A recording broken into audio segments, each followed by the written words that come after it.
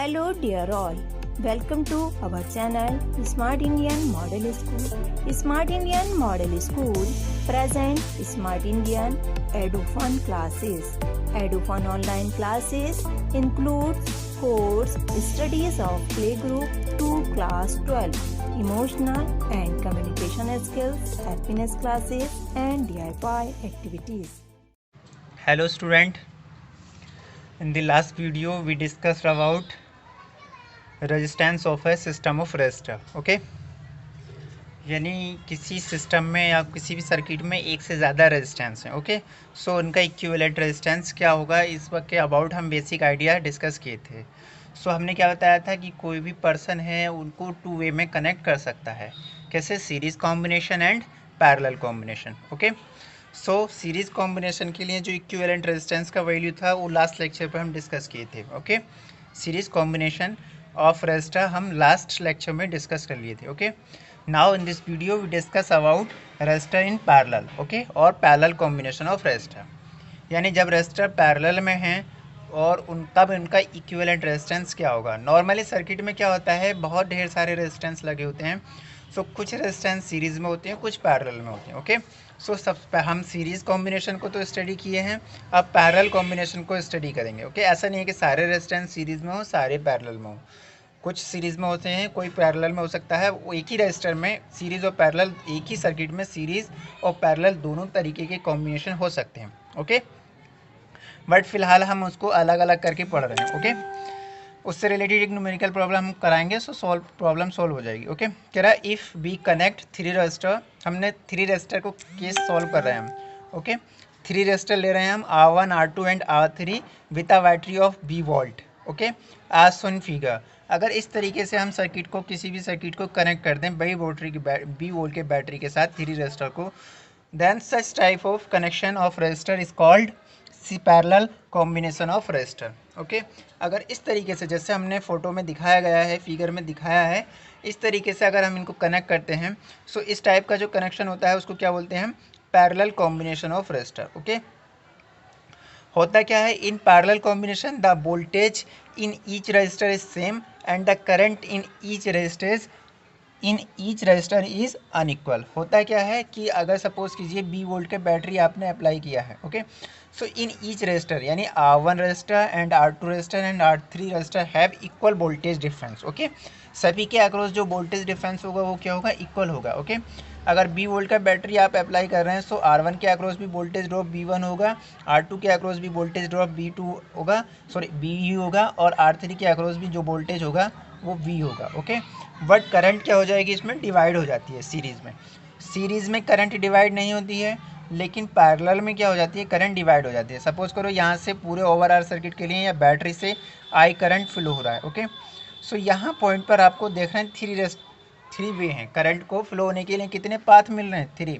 सो I1 current R1 के through होते हुए पास हो जाएगा, I2 करंट R2 से होते हुए पास हो जाएगा, और I3 करंट R3 से पास हो जाएगा. ओके, सो हमने सपोज कर लिया I1 I2 and I3 with the current passing through R1 R2 and R3 respectively. Okay, now total R current क्या हो जाएगा, यहाँ से I1 आ जाएगा, यहाँ से I2 आ जाएगा, यहाँ से I3 आ जाएगा, और टोटल एडअप होकर के फिर से I हो जाएगा. ओके, सो जो सम होगा टोटल करंट का सर्किट का I1 I2 I3 का, वो क्या हो जाएगा, I के इक्वल हो जाएगा. ओके, सो इसी को हम वैल्यू पुट कर दे रहे हैं. क्या हो जाएगा, I की जो वैल्यू होगी वो क्या होगी, the sum of current across each register is equal to current I, that is I is equal to क्या हो जाएगा, I1 plus I2 plus I3. Okay, now अब हम अगर ओम्स लॉ को अप्लाई करें पूरे एंटायर सर्किट के लिए, सपोज कर लिया let R with the equivalent resistance of the given combination, given parallel combination. यानी ये जो आपको कॉम्बिनेशन गिवन है, ये जो सर्किट है, इसका ओवरऑल रजिस्टर, इसका ओवरऑल जो रेजिस्टेंस है पूरे सर्किट का, 3 रेजिस्टेंस है, इनका इक्विवेलेंट रेजिस्टेंस कितना है, R है. यानी इन 3 को मिला करके आपने क्या बना दिया, एक रजिस्टर बना दिया, और जिसका रेजिस्टेंस कितना है, R है. ओके, इसको B वोल्ट के बैटरी से तो कनेक्ट है ही है ना. इसका जो ओवरऑल रेजिस्टेंस है सपोज कर लिया R है. ओके, और करंट इसमें फ्लो होने वाला बैटरी से, तो बैटरी इक्विवेलेंट रेजिस्टेंस है, इन्हीं रेजिस्टर को तो सप्लाई कर रहा है और इनके इस इक्विवेलेंट मैंने ये पुट कर दिया। सो अभी भी सर्किट में करंट आई ही बना रहेगा। ओके, सो इक्विवेलेंट अगर रेजिस्टेंस आर है तब हम क्या कर रहे हैं, अगर ओम्स लॉ को अप्लाई करें। ओके, सो अप्लाई कर लेते हैं Ohm's law to the entire circuit, overall circuit के लिए। So V is equal to क्या होगा, आई आर, या I इज इक्वल टू क्या हो जाएगा, B upon R। Equation number second. Okay, on applying Ohm's law to 3 resistor separately. अब हम क्या कर रहे हैं, 3 रेजिस्टर पर सेपरेटली लगा रहे हैं। ओके, सो क्या केस बनना है देखिएगा ध्यान से। मैंने अभी बताया था कि ईच रेजिस्टर पे जो वोल्टेज होगा वो इक्वल होगा और बैटरी V के वोल्टेज के इक्वल होगा। So voltage across R1 is equal to B and R2 is also B and R3 is also B, है ना। सो यहाँ R1 के अक्रॉस वोल्टेज कितना है B, लेकिन करंट कितना है I1 और रेजिस्टर कितना है R1। सो यहाँ पर अगर ओम्स लॉ को अप्लाई करें हम, सो क्या हो जाएगा, V is equal to I1 R1, यहाँ से I1 का वैल्यू फाइंड करेंगे B upon R1। Second register पे अप्लाई कर देते हैं ओम्स लॉ को। So V is equal to क्या हो जाएगा, I R2, यहाँ से वैल्यू फाइंड कर लेंगे I2 का। Okay, similarly B third register की बात करें तो V इज इक्वल टू क्या हो जाएगा, I3 R3। Ohm's law apply कर रहे हैं, थर्ड रेजिस्टर में करंट I3 है और रेजिस्टेंस उसका कितना है, R3 है।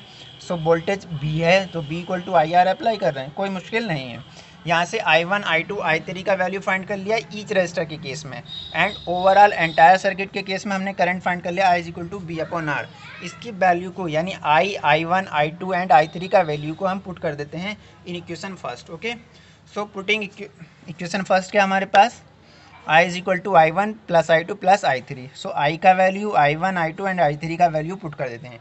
Putting value of I1 I2 and I3 in equation first we get, क्या मिलेगा, I का वैल्यू क्या निकाला अभी हमने फाइंड किया, B अपॉन R, I1 का B अपॉन R1, I2 का B अपॉन R2, है ना, ये जो निकाले है ना, इनको पुट कर दे रहे हैं। ऊपर से B कॉमन लेकर के कैंसिल आउट कर दे रहे हैं, क्या मिलेगा, 1 upon R is equal to 1 upon R1 plus 1 upon R2 plus 1 upon R3। यही क्या है, इक्विवेलेंट रेजिस्टेंस फाइंड करने का फॉर्मूला है। सो यहाँ से हम क्या देख रहे हैं, अगर हमारे पास अभी तो 3 रेजिस्टर का केस हमने कंसीडर किया था, अगर 2 रेजिस्टर का केस हम कंसीडर करते तब इक्विवेलेंट क्या हो जाता, इक्विवेलेंट रेजिस्टेंस क्या हो जाता है, 1 upon R1 plus 1 upon R2। 3 है तब 1 अपॉन R3, अगर 4 रेजिस्टर होते तो 1 अपॉन R4, 5 होते तो 1 अपॉन R5, इसी तरीके से ऐड होता रहता। क्लियर है, कोई दिक्कत नहीं है यहाँ तक। ओके, सो कैसे कंक्लूड कर रहे हैं, कह रहे हैं when several resistor are joint, कई सारे resistor are joint in parallel the reciprocal of equivalent resistance. ये क्या है, इक्विवेलेंट रेजिस्टेंस है ना, आर हमने इक्विवेलेंट रेजिस्टेंस कंसीडर किया था ओवरऑल सर्किट का।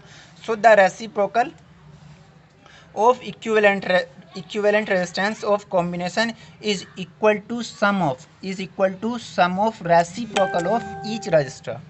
Okay, sum of reciprocal of individual resistance और रेजिस्टर। ओके, सो ये सिंपल फार्मूला है पैरेलल कॉम्बिनेशंस में। इससे रिलेटेड न्यूमेरिकल प्रॉब्लम बहुत ज़्यादा पूछता है, सीरीज़ और पैरेलल कॉम्बिनेशन से रिलेटेड न्यूमेरिकल प्रॉब्लम बहुत ज़्यादा पूछता है पेपर में, एग्जाम पेपर में, बट इसका फॉर्मूले का डेरिवेशन बहुत कम पूछता है। सो न्यूमेरिकल पे बहुत ज़्यादा फोकस करना है। ओके,